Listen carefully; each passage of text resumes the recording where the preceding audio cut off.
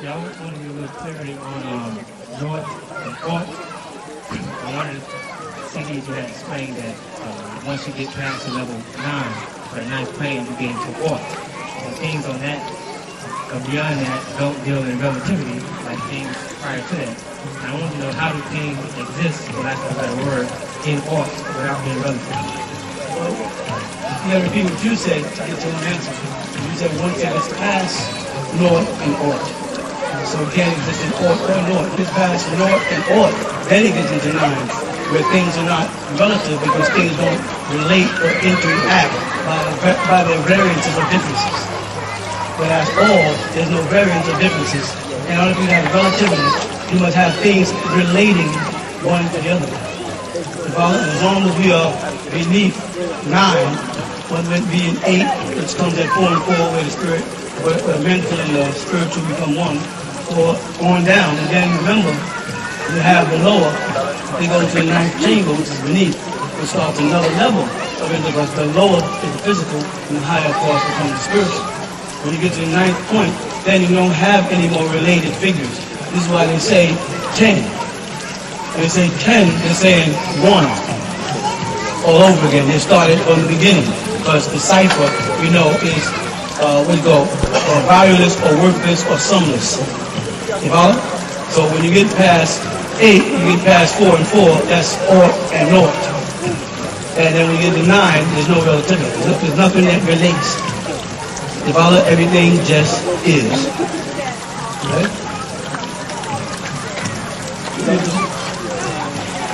So, in the state of North or beyond that state, is that like the North and Ought interact in you as will. That which you ought to do and that which you should or not to do. That's all Ought and North is that which is to be done and that which is not to be done. The Hindu and Sanskrit might have called it yin and yang. In ancient Egyptian, they call it Shen and Shem. So that how that does with what that which should be done versus that which should not be done, or that which one does and that which one does not. It has no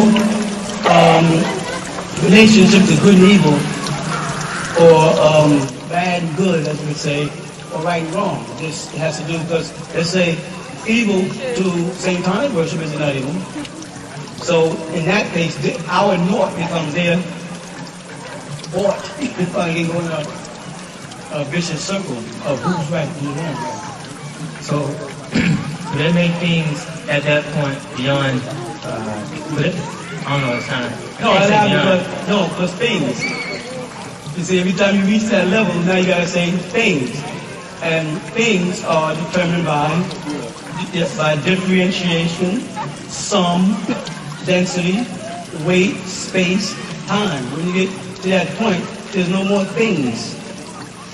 Things is the problem. Because when in reality, what we spoke about last week, when an individual belongs to a religion, identifies with one God, and a Muslim will say, La Sharika Allahu, or Kul Hu Allahu Ahad, He Allah is one, there's no partners with Him, then who are you?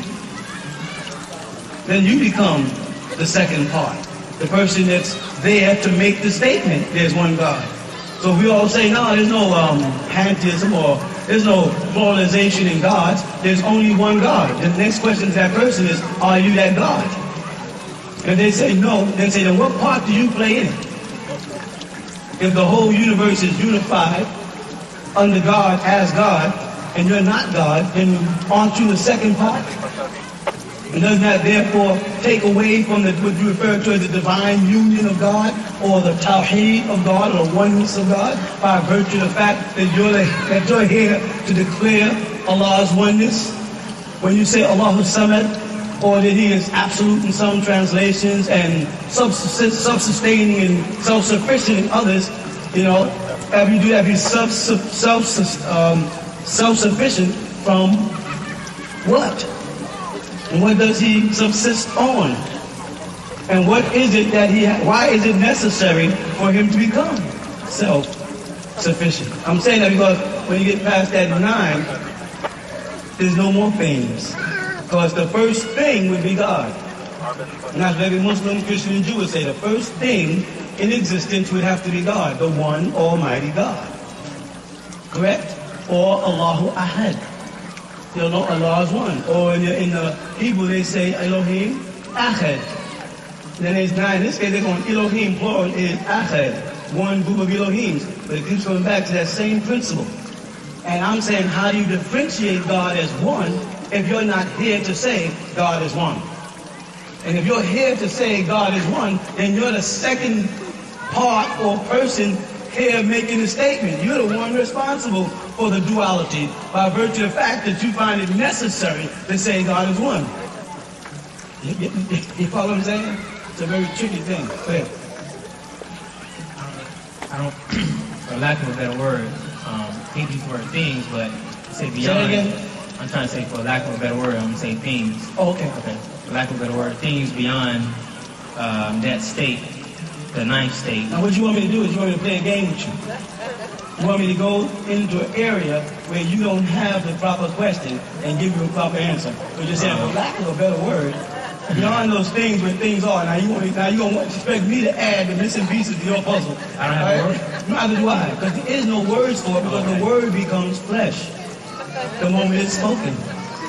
You know what I'm saying? The word becomes flesh the moment it's spoken. So anything that you can call a word is a noun, which is a person, a place, or a thing.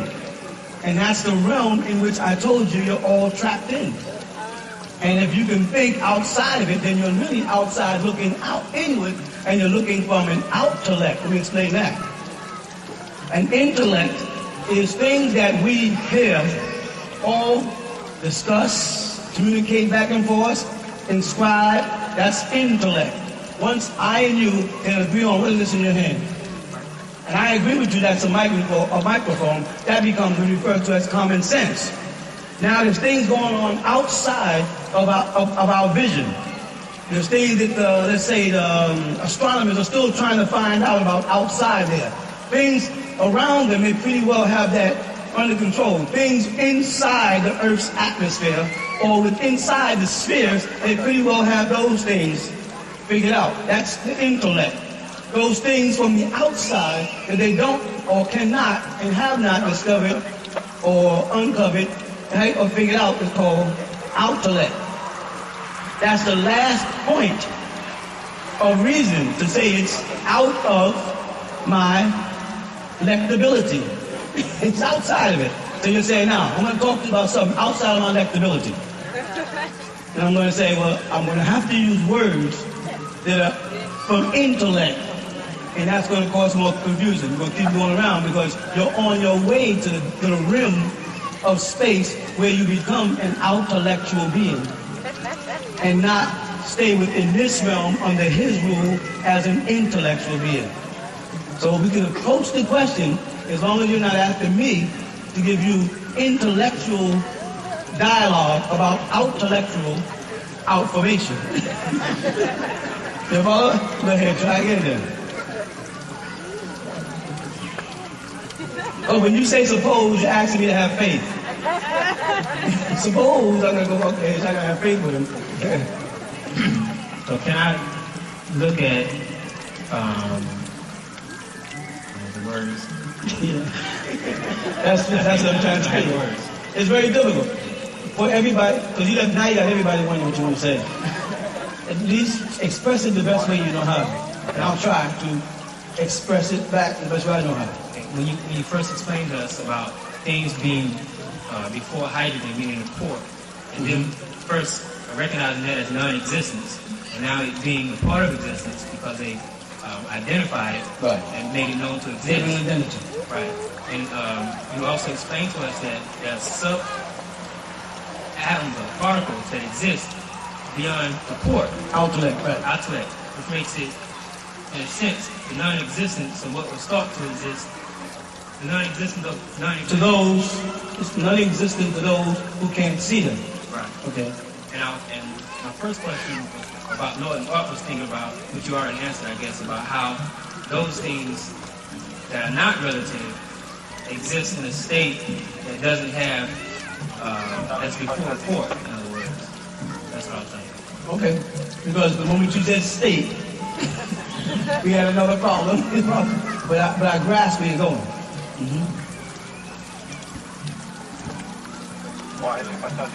Anybody else?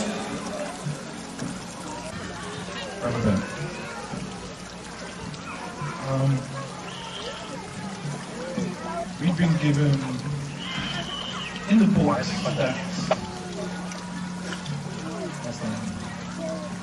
the stories that we've been given in terms of the material, that they are,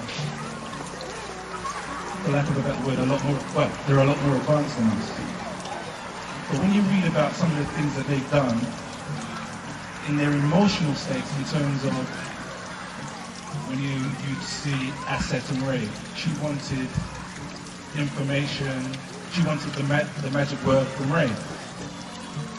That comes across like the same human frailties that we have today.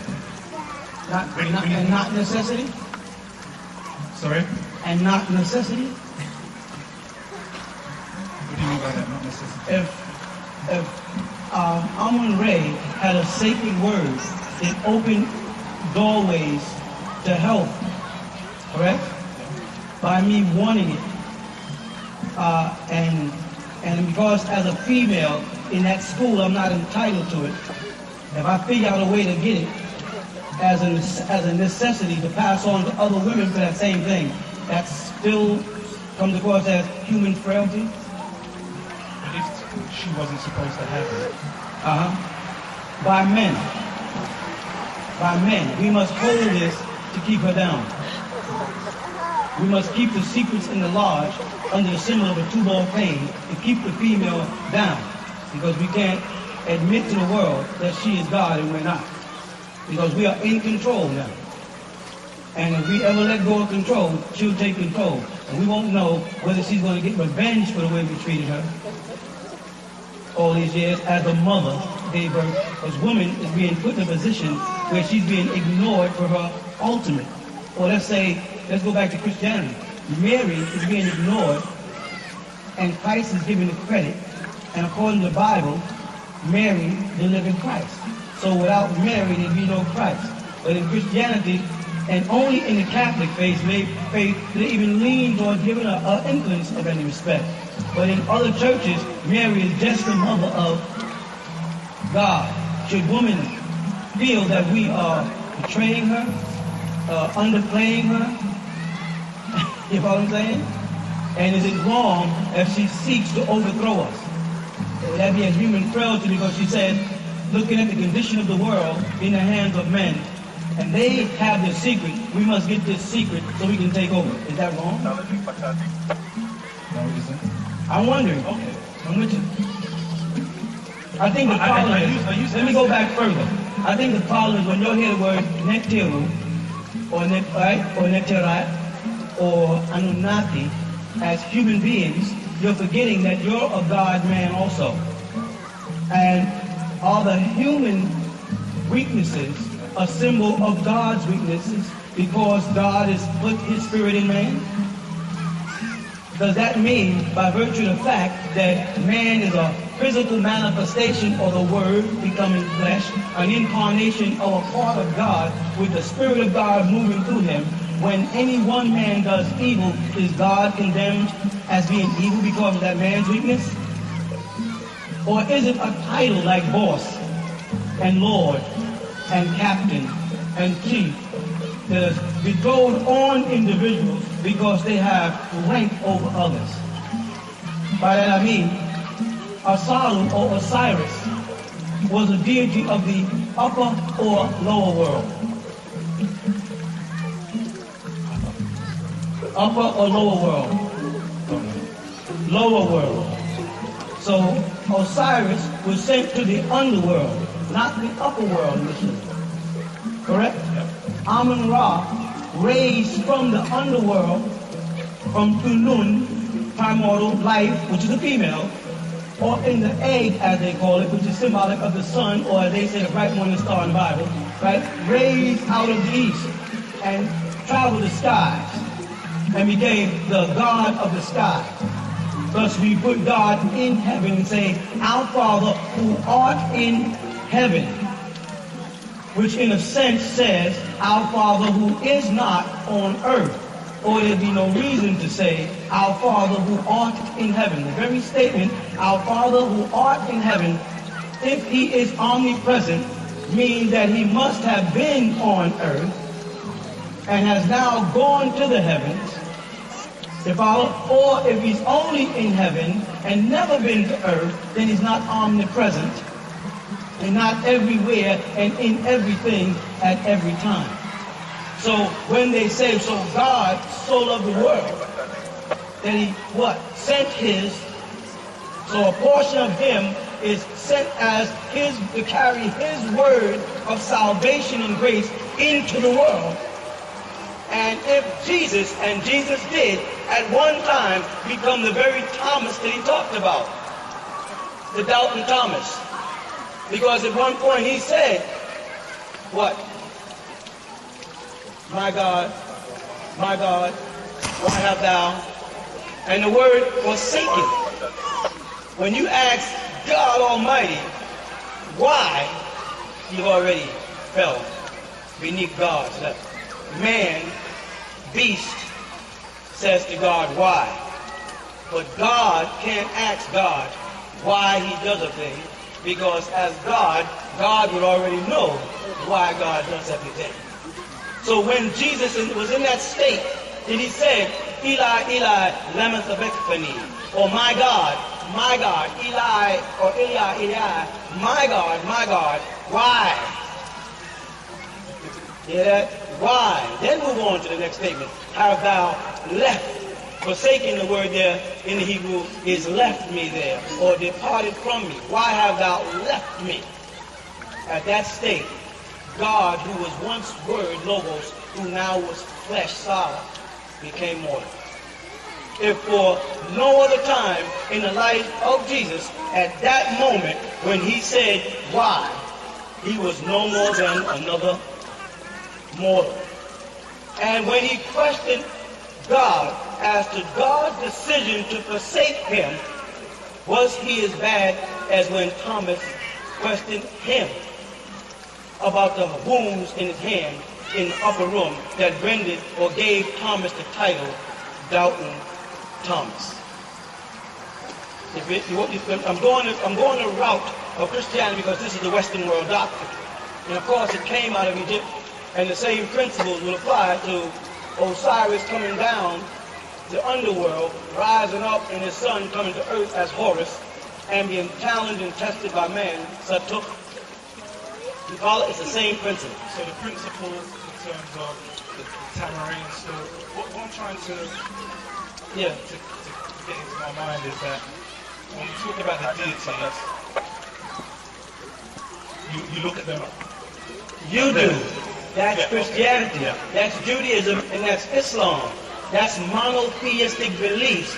Is to put God in a position or a place where mortals judge his decisions by themselves. See, what we're saying is, Abraham, if the Bible takes the story of Jesus Christ and takes his family and takes him all the way back from blood to blood, we got, then got to Adam and said, in Adam, the Son of God, then the Bible is putting Jesus' genealogy into God's genes. He calls him the Son of God. He's the same word, you're at birth by God. So Jesus was related to God. You follow?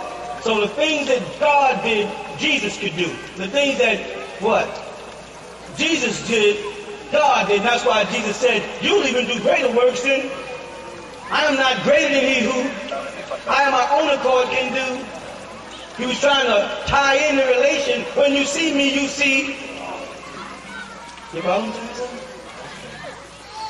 So again, you're putting the Egyptian deity in the same light of the faith that Christianity, Judaism, and Islam demands. Blind faith in a supernatural power that condenses itself into a Father or He God image, and therefore is above mistake. You follow? And the first mistake that this God power would have made would be to become less than God and try to remain God. And by that I mean, by virtue of the fact that he created something from himself. If the Bible be true, for those who accept it, he said, I what? Created man in my image, my own image, after my own likeness, and I blew into him of my breath, and he became a living. So a portion of God departed from God and became Adam, and a portion of God departed from God and through Adam became Jesus. You with me? So now, if God is God in totality as God, if a portion is taken away from him, is he still totally God? Or does he become less than God? If I take some milk out of the container, it's milk, but it's not the full container of milk. So now the question is, God can do everything except become less than God and still be God. So you say, what is it that God can't do? He can't become less than himself. He can't act contrary to being God and still be God. And that's why I told people, never fear devil worshippers. You don't have to worry about devil worshippers. Satan is going to deceive them. That's his job. Satan can't even be honest to his own people because he won't be Satan. If Satan ever tries to be nice to a Satan worshiper, he would no longer be Satan. So all the Satan worshippers got a big problem. And when Satan acts upon his known nature and they complain, it's going to be the same story. You knew I was a snake when you picked me up. You hear me? I'm going to get around to that. So now, the net children are your blood relatives. What you think, feel, is how they think and feel. You have just given a different definition to God because some beast have reduced you from God to man. And now you're thinking from the mind of a man and have separated yourself from your godly state. Godliness is taking control. Godliness is responsibility. But not responsibility in the sense of I am obliged to respond, but the power to respond. The power to take. You follow what I'm saying? Go ahead. Bring the mic up, please. We hear about the wisdom of the Tamarind culture, yeah? But when I read about the wisdom, and I read stories as the examples like Satuk and Osiris, they don't marry up. Because you're at the 46, you're looking at the 46 dynastic periods. You're not even dealing with the Neolithic period. You're not dealing with when they admit that God's walked on earth. You're dealing, the Bible says it. The sons of God came down in Genesis chapter 6. And God and his host was walking in the garden in the cool of the day. This was before there was a law called the Torah. This was before there was a law called the Quran. There was no Bible. But God's walked the earth. You only had to refer to him as one God after there was a law given by Moshe or Musa or Moses that defined him as the one God. Prior to that, there was no mention of one God in the Bible. There was no restrictions to what God did or did not do. Because in the Old Testament, that very God repented. After creating man and men went bad, he repented. That's not the nature of a God who doesn't make mistakes, who's all wise, right, and exact. I think the problem is you're mixing up Osiris and Isis and Hathor, which were human beings, incarnated in the flesh, Nephilians, Jebusians, who came into the flesh and made it with the Gibor, or Jebor, which is a Gibbon, a certain species of tailless monkey. And those people you're calling gods. And those people have the same nature as you. You just didn't incarnate, you were conceived. And now when you go back and study any book written by anybody who studies Egyptology, they say we can only go back to Namir, the first pharaoh. And that starts the dynasties. He said from then on down to the Ptolemy Roman invasion, and then fade on out into Anwar Sadat and the Muslim invasion and take it over. Now, what was along the Nile before the 46 dynasties? Because it is not a fact that Khufu built the pyramids. It's a fact that Khufu renovated the pyramids. Aging is proven that the pyramids go back 10,000, well, Sphinx itself goes back 10,500 years, and the pyramids are going back 17 million years. During a series of readings in the 1930s, Casey prophesied at length about the monuments on the Giza Plateau, revealing what he believed to be the origin of the Sphinx. It was like he was in the deep unconscious mind, and he was accessing the universal consciousness that contained all wisdom. And when they asked him specifically about ancient Egypt, he said that this place was built in the year 10,500 BC, and that these dates would be supported somewhere around 1998. Mainstream archaeologists date the Sphinx and the Great Pyramid at Giza to 2500 BC, when they were built to honor the pharaohs of the 4th dynasty. Casey's date of 10,500 BC is dismissed by mainstream science, but a few researchers are coming forward, as Casey predicted, to support his unorthodox view. I could see that in the geology lay the key to this total reversal of history. John Anthony West is a self-described rogue Egyptologist. He believes that the pattern of erosion on the Sphinx rules out the mainstream date of 2500 BC. In a nutshell, the theory is that the Sphinx has been weathered by water, and specifically by rain falling down over the plateau over many thousands of years. You look at the Sphinx and you see that it's this rounded profile with deep fissures going down the rock face. This can only be produced by rainfall falling over the plateau. Rain erosion in the Sahara is impossible now. But before 10,000 BC, this part of Africa was a fertile grassland. So, West points out in his book, if the Sphinx has been eroded by water, it must date back before 10,000 BC. The same conclusion, using different evidence, has also been reached by authors Robert Bauval and Graham Hancock. Help us understand the mirror image of the monuments at Giza and the sky at certain points in time, because that's key to understanding the entire concept you're putting forward. There is only one time where the image of the sky locks with the image on the ground. And this occurs, and only occurs, in 10,500 BC. Bauval and Hancock have discovered that the Egyptian sky in 10,500 BC bears an uncanny resemblance to the layout of the monuments on the Giza Plateau. 10,500 BC, this is when the Sphinx is gazing directly at his own image, the constellation of Leo. And if we are to turn 90 degrees and face due south, we would see the 3 stars of Orion's belt in a pattern that mimics exactly the pattern of the pyramid on the ground. So we have here a perfect conjunction taking place only and only in 10,500 BC. Now what people roamed that area, up and down the Nile, across the Tigris, Euphrates, all that area, before they started putting on Egyptian clothes and walking around with sticks and putting on masks of animals over their head for rituals. There was another being there called pygmies, or Danig. I think I explained that last week. Was you last week? I explained that last week. The pygmies, the Danig. This is recorded. They were here first. They're the we and us, the they in the Bible. And those beings said, let us make a man in our image, and the manifestation of what they created was an Adamite. They were called Kedmonites. Those Adamites is from the word Edom or Edom, which means red, ruddy. That's the creation of the white race.